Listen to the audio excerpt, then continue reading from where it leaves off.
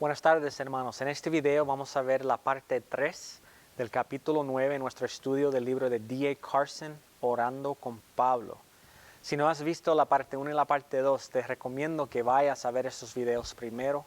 En esos videos le di unas asignaciones y discutimos muchos pasajes bíblicos que sirven como el fundamento para lo que vamos a ver en este último video.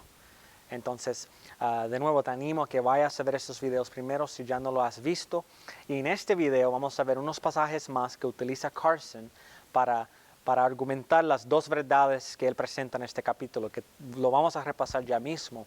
Y también vamos a ver en este video unas otras cosas importantes, como la definición de la libertad o el libre albedrío, como quien dice, y también cómo es que Dios se para detrás de lo malo como también lo bueno, cómo se relaciona el Señor con la maldad y con el bien. Son preguntas importantes que hay que considerar al hablar y estudiar de la soberanía de Dios. Entonces, antes de comenzar, déjame orar por nosotros y seguimos en nuestro video. Padre amado, gracias Señor por este tiempo. Gracias Padre por el privilegio que es ver a tu palabra, estudiar a tu palabra. Gracias Señor por el privilegio que es tener acceso a libros como este que nos ayudan a estudiar tu palabra mejor y que nos ayudan a entender mejor quién eres tú. Señor, pedimos que tu Espíritu Santo tome control de este tiempo, Señor, y que tú utilices esta doctrina de la soberanía tuya, Señor, para animarnos y para llenarnos de fe y confianza en ti.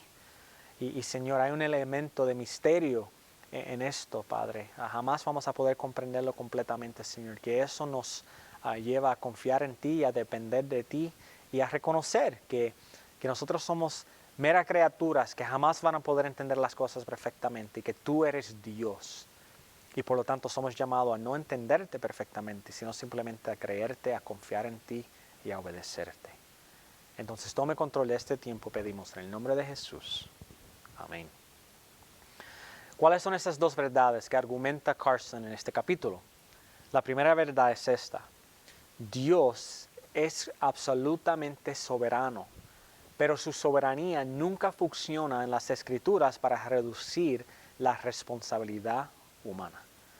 La segunda verdad es la siguiente: los seres humanos son criaturas responsables, es decir, eligen, creen, desobedecen, responden, y hay un significado moral en su elección. Sin embargo, la responsabilidad humana nunca funciona como para disminuir la soberanía de Dios.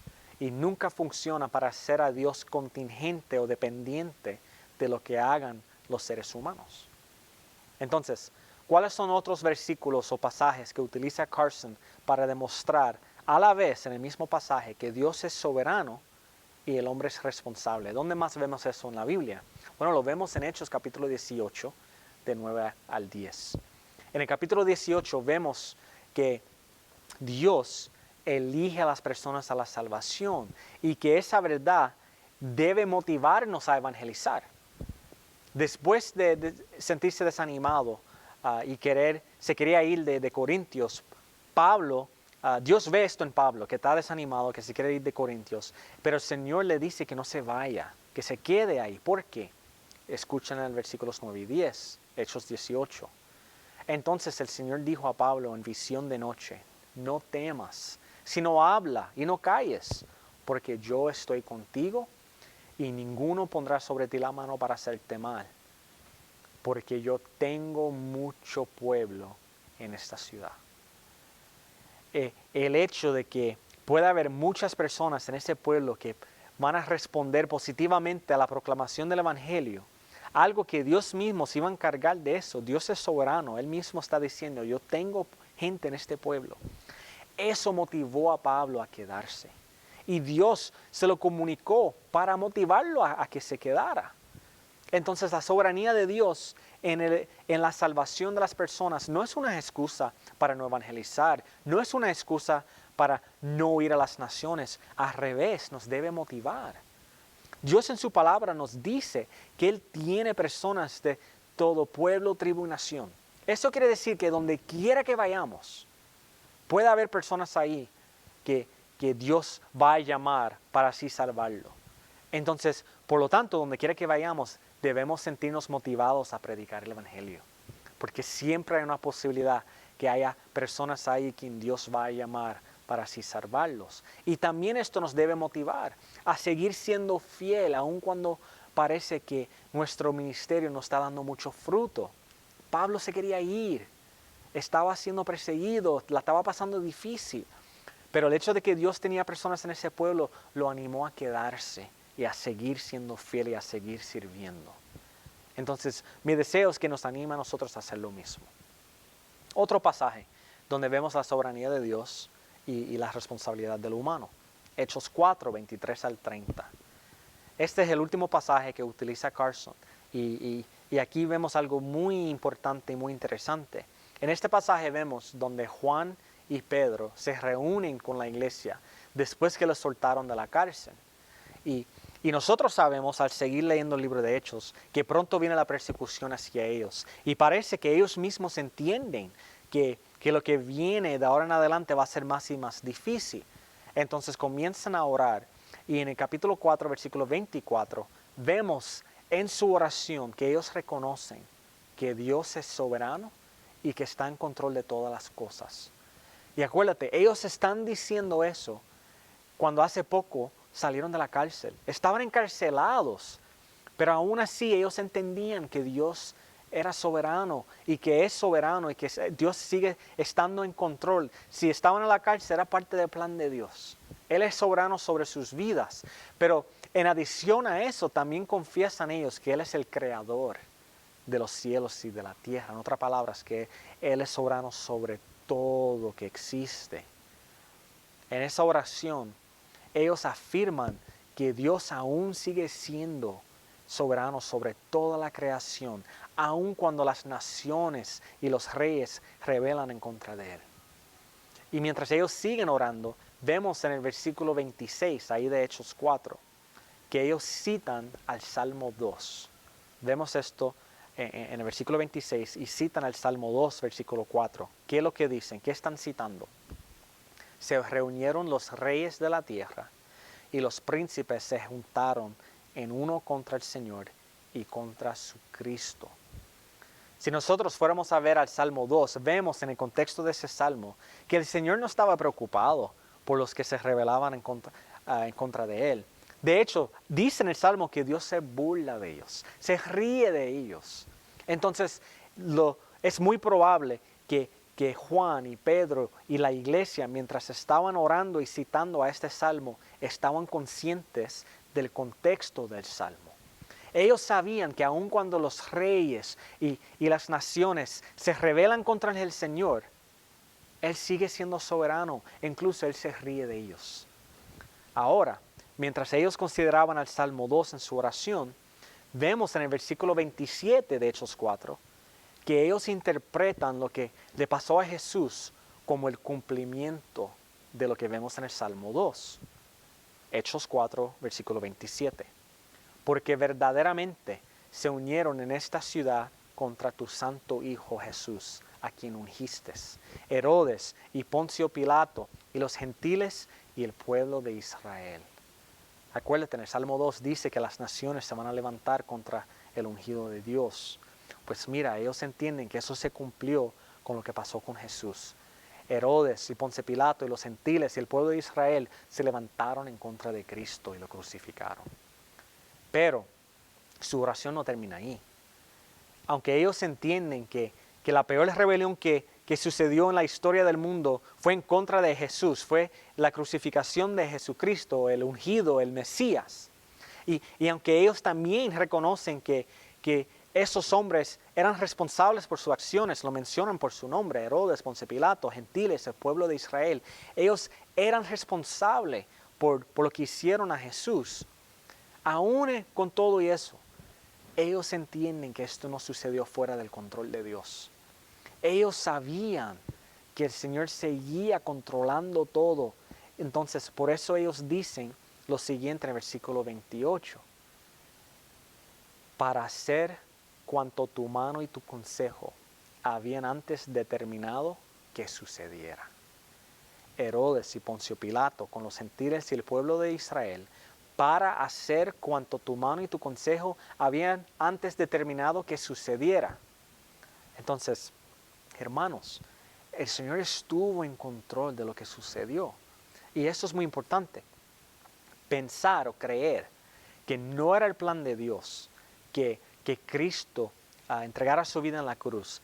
Creer que no era el plan de Dios que su Hijo, el Mesías, la segunda persona de la Trinidad, vino a sacrificar su vida, sino que murió por accidente, murió porque Dios perdió control. Si nosotros creemos eso, pues mira, nuestra fe cristiana se hace pedazos. Eso no puede sostener lo que nosotros creemos, lo que dice la Biblia. Y eso así lo menciona Carson en su libro, ¿verdad? Que nuestra fe cristiana se hace pedazos. Si Dios no fue soberano sobre la muerte de su Hijo en la cruz, entonces, ¿cómo podemos decir nosotros que Él vino por amor a morir por los pecados de todo aquel que pone su fe en Él? ¿Cómo nosotros podemos decirlo? No lo podemos decir honestamente. Si no, tendríamos que decir que Dios tenía otros planes, pero tuvo que resultar al plan B, porque esos rebeldes y esas naciones y reyes que se rebelaron contra Él, lo forzaron a cambiar su mente. No, jamás podríamos decir eso. Cuando uno lee la Biblia, uno ve desde el principio que siempre era el plan de Dios enviar a un Salvador a salvar a su pueblo. Eso no pasó fuera de control del Señor, eso no fue una sorpresa ni fue plan B. Siempre era el plan de Dios enviar a su Hijo a morir por los pecados de su pueblo. Eso es algo que era claro que creía Juan y Pedro y la iglesia, y eso es lo que cree la iglesia aún en el día de hoy. Ahora, algunos tratan de argumentar que si esos hombres, quienes mataron a Jesús, si eso fue porque era el plan de Dios para ellos hacerlo, entonces ¿por qué ellos son culpables de pecado? Pero en las palabras de Carson, eso también destruye el cristianismo, eso también lo hace pedazos. Carson va y dice lo siguiente: la razón por la que Jesús va a la cruz es para pagar la pena de vida a los pecadores. La suposición es que estos pecadores tienen una responsabilidad moral real, una verdadera culpabilidad moral por la que se ha pronunciado una pena. Si los seres humanos no son responsables de este acto, ¿por qué deberían ser responsables de cualquier acto? Y si no se les considera responsables, entonces ¿por qué Dios ha enviado a su ungido a morir en su lugar? Entonces, Dios es completamente soberano, pero su soberanía de ninguna forma disminuye la responsabilidad del ser humano por sus pecados, por sus acciones. Los seres humanos somos criaturas responsables y vamos a tener que rendir cuentas a Dios por nuestras acciones. Entonces, después de cubrir todos estos diferentes pasajes entre la semana pasada y esta semana, yo espero que ustedes también se han convencido de que estas dos verdades que presenta Carson realmente son bíblicos. Dios es completamente soberano y el ser humano sigue siendo completamente responsable. Ahora, hay que cubrir otras cosas antes de seguir. Primero, tenemos que entender que estas verdades no se contradicen. No es una contradicción lo que nosotros creemos, para nada. Ahora, eso dicho, sí reconocemos que aquí hay misterio. Reconocemos que jamás vamos a poder entender esto completamente, cómo encajan estas dos verdades. Pero eso no quiere decir que ellos se contradicen o que son mutuamente exclusivos. Por lo tanto, tenemos que tener cuidado cuando hablamos de esto en cómo definimos a la libertad o el libre albedrío, la libertad de escoger. Carson tiene razón en este capítulo, que muchas personas, incluyendo los cristianos, creen que si nosotros somos responsables moralmente, entonces eso quiere decir que necesitamos tener la habilidad para escoger o para no creer o creer. Pero, ¿cómo definimos a la libertad? ¿Qué significa tener libre albedrío, libertad de escoger? Muchas personas dirían por instinto que ese tipo de libertad significa que nosotros debemos tener la capacidad para hacer algo que está fuera de la soberanía de Dios. Que debemos tener la capacidad para escoger entre A y B, la capacidad para hacer lo que Dios no quiere que hagamos o que ninguna otra persona quiere que nosotros hagamos. Y la línea de pensamiento es este. Si solamente hacemos lo que Dios ha propuesto, si solamente hacemos lo que Dios ha planificado, ¿verdad? Entonces, realmente somos libres. Realmente somos responsables. Así piensan muchas personas sobre la libertad. Pero, si consideramos los pasajes que hemos estudiado hoy, la semana pasada, vemos que esa definición de libertad no cuadra con la Biblia. En el último texto que vimos hoy, era evidente que Herodes y Poncio Pilato, ellos hicieron exactamente lo que querían hacer. Cuando uno lee los evangelios, uno ve como los fariseos y los saduceos ya estaban planificando con Herodes para ver cómo atrapar a Cristo con la meta de algún día matarlo. Y en la crucifixión vemos que ellos lograron lo que querían hacer, lo mataron. En otras palabras, ellos hicieron lo que Dios había propuesto, lo que Dios había planificado, pero a la vez ellos hicieron lo que ellos querían hacer, lo que deseaban hacer. Y por eso siguen siendo responsables moralmente. Piensa en José, los hermanos de José, ellos hicieron lo que ellos querían hacer. Herodes y Pilatos hicieron lo que querían hacer. Asiria hizo lo que Asiria quería hacer. Y en cada caso vimos en esos diferentes pasajes, aunque habían personas que hacían lo que deseaban hacer y que era malo y pecaminoso, Dios estaba llevando sus planes perfectos. Dios estaba atrás asegurando de que sus propósitos se estaban cumpliendo. Como vimos en Hechos 4, ellos hicieron todo lo que Dios en su poder había determinado desde antemano. Y por eso no son excusados de su pecado, porque cada uno hizo lo que deseaba hacer. Carson menciona esto y yo le agradezco que él hable de esto, porque cuando nosotros hablamos de la soberanía de Dios y la responsabilidad humana, tenemos que tener cuidado en cómo definimos a la libertad. Si usamos una definición de la libertad o del libre albedrío que no es bíblico, entonces sí parece que esas dos verdades se contradicen. Pero cuando entendemos que la libertad básicamente es esto, que uno es libre para hacer lo que más desea hacer, pues entonces no se contradicen, sino vemos cómo se complementan y vemos que sí funcionan y todo comienza a cuadrarse. Otra cosa importante que Carson menciona aquí es que hay que entender que Dios no está detrás de la maldad y del bien que sucede en este mundo de la misma forma. Ahora, vamos a pensar esto en dos puntos.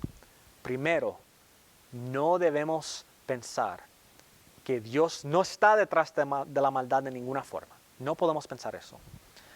Tampoco podemos pensar que Dios extrae de la maldad y del bien de la misma forma. Ahora vamos al primer punto. Si nosotros pensamos que Dios no está detrás de nada malo que sucede, que eso es completamente acciones de hombres y Dios no tiene nada que ver con eso de ninguna forma, eso significa entonces que en el universo hay un tipo de fuerza que se opone a Dios y que hay un tipo de fuerza malévola que está fuera de la autoridad y fuera de la soberanía de Dios y que se opone a Dios y que tiene la potencial para así ganar a Dios. Eso tiene un nombre, se llama el dualismo en la filosofía. Pero si nosotros estudiamos la Biblia, sabemos que no hay forma de que eso sea real, no hay forma que eso sea bíblico. No hay duda de que Cristo en la cruz ganó y venció a Satanás y el pecado y la muerte. No hay ninguna fuerza que puede ganar a Dios. Dios creó a todo sin Él ser creado y Cristo conquistó al enemigo una vez por siempre. Todo está bajo el control del Señor. Él es soberano sobre todas las cosas. Ahora, con el segundo punto. El pensamiento es, ¿verdad?, que si Dios es soberano sobre todas las cosas, incluyendo lo malo y lo bueno que sucede, entonces Él está detrás del malo y del bien simétricamente, de la misma forma. Pero si eso es verdad, eso quiere decir que Dios es amoral. Amoral. ¿Qué quiere decir eso? Que Él es poderoso, pero no es bueno. Moralmente Él es neutral, no es bueno. y a veces puede ser hasta malo. Pero de nuevo, si nos aferramos a las Escrituras y creemos lo que dice la Biblia, y si queremos entender cómo toda la Biblia se encaja una doctrina con la otra, sabemos que no podemos creer eso tampoco, porque la Biblia enseña claramente que Dios es bueno, Él es santo, Él es perfecto, Él es digno de la adoración. Y no solamente Dios es bueno, sino que Dios es el estándar de lo que uno puede llamar bueno. Todas las cosas buenas salen de Dios mismo, de su esencia. Entonces, no podemos creer que Dios está detrás de lo malo y de lo bueno simétricamente. Entonces, ¿cómo encajamos esto? Nosotros creemos, esto nos obliga a creer que Dios está detrás de lo bueno que sucede y de lo malo que sucede asimétricamente, no de la misma forma. Cuando algo bueno pasa, es porque surge de la esencia de Dios mismo. Todo lo bueno, todos los regalos de Dios, ¿verdad?, provienen de Dios mismo. Pero cuando algo malo sucede, cuando el pecado sucede, es porque había una persona pecaminosa que estaba llevando a cabo lo que deseaba hacer, lo que quería hacer. No está fuera de la soberanía de Dios, pero Dios no fue responsable por el pecado que sucedió, sino el individuo que cometió el pecado. Como habíamos visto con Job. Job no pudo hacer nada en la vida en el libro de Job vemos que Satanás no pudo hacer nada sin el permiso del Señor. Pero no fue el Señor quien estaba haciendo estas cosas horribles a Job, era Satanás. Dios es soberano, pero el responsable era Satanás. Tuvo que pedir permiso al Señor. Entonces, de una forma misteriosa, el Señor es muy distante de la maldad. No hay nada malo en la esencia de Dios. Él es puro, Él es santo. Y a la misma vez, todo lo bueno proviene de Él mismo, de su propia esencia. Carson menciona esto por diferentes razones que vamos a ver. Y también habla aquí en el capítulo 9 de que hay escritores de la Biblia, algunos de los autores luchan con esto. Es difícil entender esto y vemos como ellos tratan de entenderlo en los Salmos, en el libro de Job, y aún Habacuc habla de esto. Ahora, la tercera cosa y la más importante que hay que considerar aquí en pensar en esas dos verdades, que Dios es soberano y que nosotros somos responsables, es que estas verdades, ellos están ligados al carácter de Dios. Ellos salen del mismo carácter del Señor. Si Dios fuera soberano nada más, si fuera soberano, entonces no es un Dios personal, un Dios de amor que está cerca a su pueblo, como lo describe la Biblia. Y si eso fuera el caso, es difícil entender cómo es que el hombre es responsable y cómo es que el hombre le tiene que rendir cuentas a Dios si fuera distante, soberano pero muy distante. Y si Dios fuera un Dios personal, que está muy cerca a su pueblo y tiene una relación muy íntima con su pueblo, entonces ahí entendemos por qué nosotros tendríamos que rendirle cuentas a Él y que somos responsables. Pero es un poco difícil entender cómo Dios, siendo tan personal, es soberano y trascendente y que realmente Él reina sobre toda la creación. Pero lo que vemos en la Biblia es que ambas de esas cosas son verdad. Él es trascendente y a la vez personal. Él existe fuera del tiempo y del espacio, porque Él creó el tiempo y el espacio. Él creó todas las cosas y por eso Él no está sujeto a nada en la creación. Él está fuera de todo, Él reina sobre todo. Por eso es que Él es soberano sobre todo. Pero a la misma vez, la Biblia describe al Señor como un Dios cercano, un Dios que nos ama. Dice que es nuestro Padre, nuestro Señor, y que nosotros somos sus hijos adoptados por medio de Cristo. Y cuando nosotros pecamos, pecamos contra Él, una relación. Y cuando obedecemos, estamos obedeciendo a nuestro Padre. Todo revuelve alrededor de nuestra relación personal con Él. Ahora, todo eso dicho, puede ser un poco difícil como que uno entender eso. Existe fuera del tiempo y del espacio y a la misma vez es un Dios cercano y un Dios personal. Por eso es que decimos que aquí hay misterio. De igual forma que nosotros no entendemos en su totalidad la Trinidad. ¿verdad? Eso es algo que jamás vamos a poder entender perfectamente. Pues mira, en esto, lo que está argumentando Carson, también vemos misterio. Dios es soberano, pero es personal. Perdón, lo que estamos argumentando es que Dios es soberano, pero el hombre sigue siendo responsable. Hay un poco de misterio ahí. Jamás vamos a poder entenderlo en su totalidad, pero es lo que enseña la Biblia. Y como entendemos que la Biblia es la palabra de Dios, y cuando definimos a la libertad de una forma apropiada, vemos que esas dos verdades, aunque hay un poco de misterio ahí, no se contradicen, no se oponen. Esto es un buen recordatorio de que no somos llamados a entender a la mente de Dios. No somos llamados a entender cómo Dios ve al tiempo y al mundo. No, somos llamados a obedecerle y a confiar en Él y a adorarle a Él. Ahora, antes de hablar de lo que tiene que ver todo esto con la oración, Carson, él menciona un último punto que es importante. Cuando nosotros consideramos la soberanía de Dios, esta doctrina, tenemos que tener cuidado de que no cambie cómo nosotros vivimos nuestras vidas. Por ejemplo, aunque sabemos ahora que Dios es soberano aún sobre la salvación de las almas, eso no quiere decir que no debemos evangelizar. No, la palabra nos llama a evangelizar. Y de hecho, como hablamos, esto nos debe animar a proclamar el evangelio. Vimos como el hecho de que Dios era soberano sobre la salvación animó a Pablo a quedarse en Corintios y a seguir predicando, no lo desanimó. Y hay personas por ahí que dicen, no se puede creer que Dios es soberano sobre la creación o la salvación, porque entonces ¿para qué evangelizar? No, eso nos motiva a evangelizar, como el Señor lo usó para motivar a Pablo. De igual forma, Dios nos llama a obedecerle, a creerle y a obedecerle. No podemos decir que como Dios es soberano y se va a cumplir su voluntad, por lo tanto nosotros no tenemos que obedecerle. No, en ningún lugar la Biblia nos muestra que podemos desobedecer a Dios. Ahora, claro, también tenemos que entender que Dios no depende de nuestras acciones. Si nosotros no obedecemos al Señor, eso no quiere decir que ahora dañamos los planes de Dios y hicimos pedazos a su gran voluntad. No, la Biblia no enseña eso. Pero aún nos toca obedecer porque Él es Dios. Aún nos toca obedecerle, aunque Él no es dependiente de nuestras acciones, porque eso nos llama, nos mueve a reconocer que tenemos responsabilidad como sus hijos.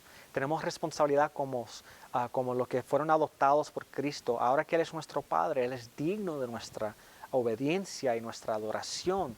Entonces nos toca obedecerle y entendemos que Dios usa nuestra obediencia para llevar a cabo sus propósitos. Entonces la soberanía de Dios no es una excusa para no obedecer a Dios, sino nos debe motivar a obedecerle, porque a través de nuestra obediencia Dios quiere llevar a cabo sus propósitos. Eso fue mucho. Entonces, cuando leemos la Biblia y leemos sobre la soberanía de Dios, nunca nos motiva a ser indiferentes, nunca nos motiva a creer en el fatalismo, ¿verdad? Que no debemos hacer nada ni debemos preocuparnos de nada.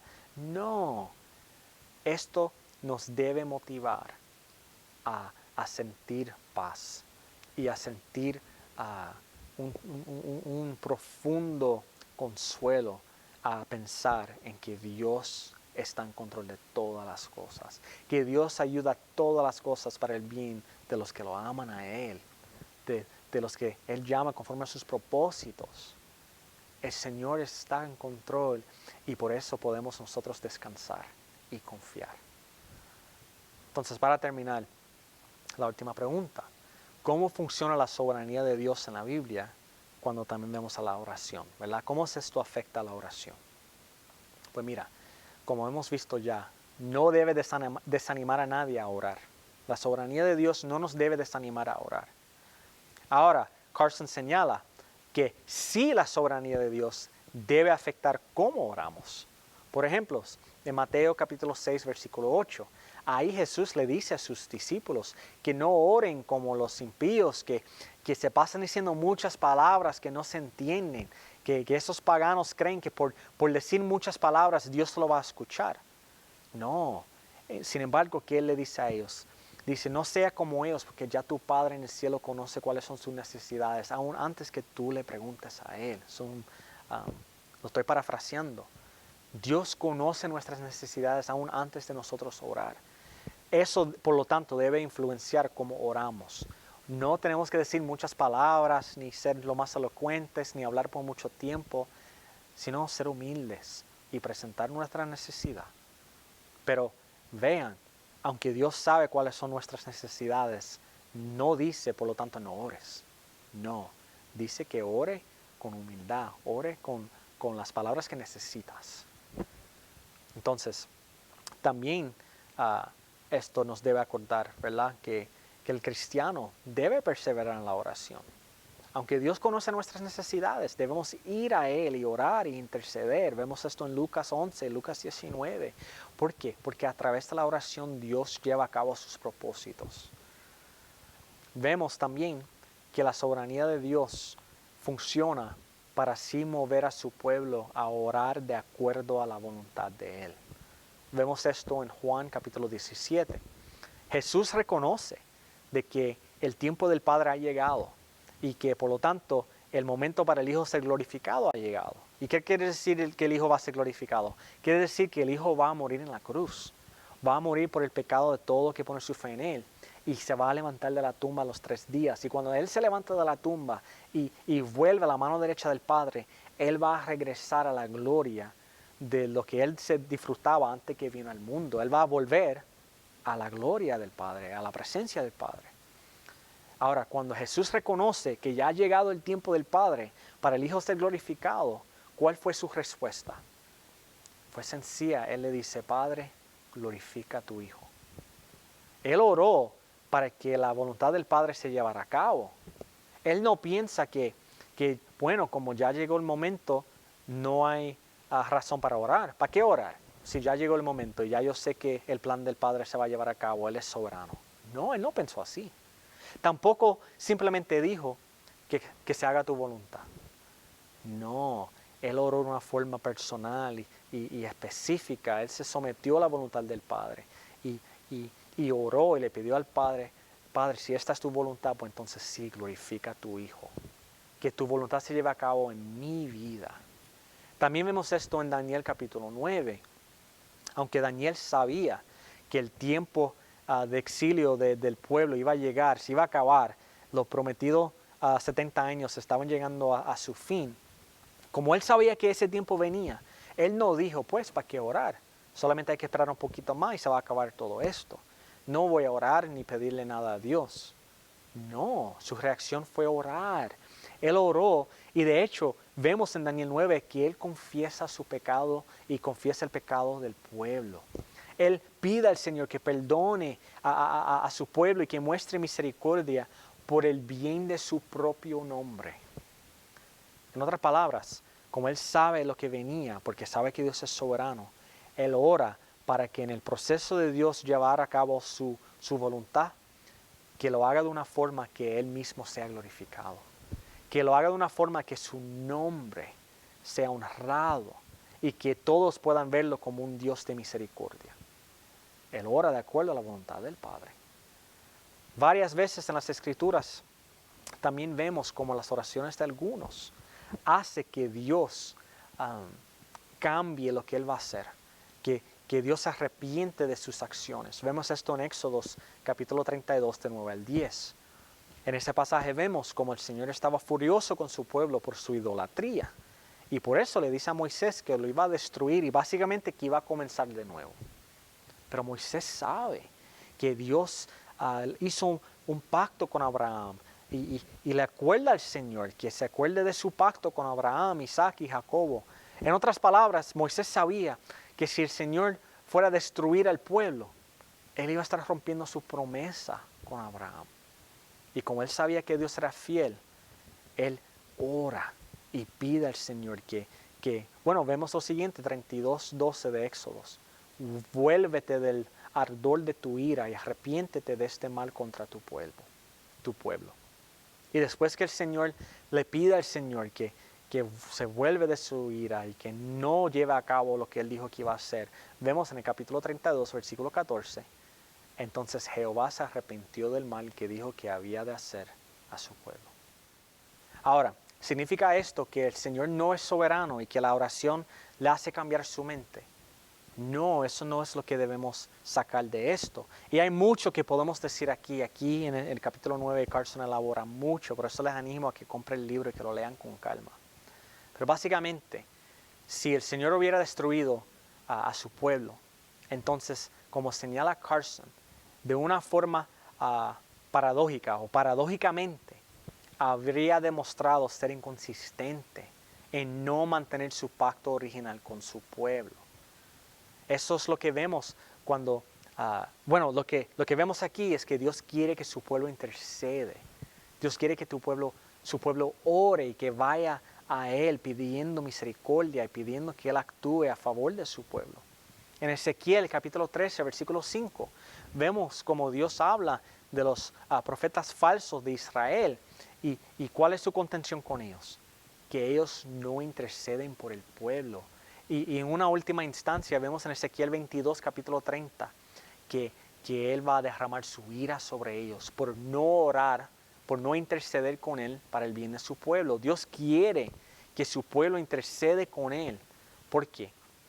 Porque su intercesión es el medio que Él planeaba usar para lograr sucesión, para lograr que Él cambie su mente. Dios quiere que nosotros actuemos y oremos porque Dios obra a través de nuestras oraciones y de nuestra obediencia. Por eso es tan erróneo pensar que como Dios es soberano, eso es una excusa para no actuar. No, Dios en su soberanía utiliza nuestras oraciones y nuestras vidas y nuestra obediencia para llevar a cabo su voluntad. Entonces, esto quiere decir, hermanos, que nuestras acciones pueden ser los medios que Dios utilice para llevar a cabo su voluntad. Y por lo tanto, esto nos debe animar a orar, nos debe animar a interceder. Y cuando lo pensamos de esta forma, entendiéndolo bien, pues mira, sí, nuestras oraciones pueden cambiar las cosas. No es que nuestras oraciones cambien la mente de Dios, sino que nuestras oraciones son el medio que Dios quiere utilizar para así llevar a cabo su voluntad. Y a la misma vez, aunque Dios utiliza nuestras oraciones y nuestra obediencia, Él es completamente soberano. Y aún siendo completamente soberano, Él es un Dios personal, un Dios que está cerca a nosotros. Por eso podemos venir a Él en confianza, con humildad, podemos derramar nuestros corazones ante Él, porque Él es un Dios que nos ama, que está cerca, es nuestro Padre, que está muy atento a las necesidades de sus hijos. Entonces vamos a pedir al Señor que haga su voluntad en nuestras vidas y que Él cumple su voluntad en nosotros y también a través de nosotros, que se lleve a cabo sus propósitos para la gloria de su nombre y para el bien de su pueblo. El hecho que Dios es soberano nunca nos debe desanimar a orar, sino motivarnos a orar, mientras también nos dé paz, porque podemos descansar en el hecho de que no hay nada fuera de su control. Ahora, hermanos, con este video no solamente terminamos el capítulo 9, sino que también vamos a terminar con nuestro estudio de este libro. Dios mediante la semana que viene vamos a comenzar un nuevo estudio. Todavía hay más capítulos en el libro, ¿verdad? De Carson orando con Pablo. Les recomiendo que lo compre y que lo termine. Hay mucho para uno sacar de ahí. Es un libro muy bueno. Entonces déjame orar por nosotros para terminar. Padre amado, gracias Señor, una vez más por este tiempo, gracias por tu palabra, gracias Señor porque tú eres un Dios que es soberano. No eres un diosito o un reycito, sino que tú eres el creador de los cielos y de la tierra y estás perfectamente en control de todas las cosas, Señor. Bendito eres. Gracias, Padre. Y gracias por el privilegio de nosotros poder ser parte de tu pueblo y de poder colaborar contigo, Señor.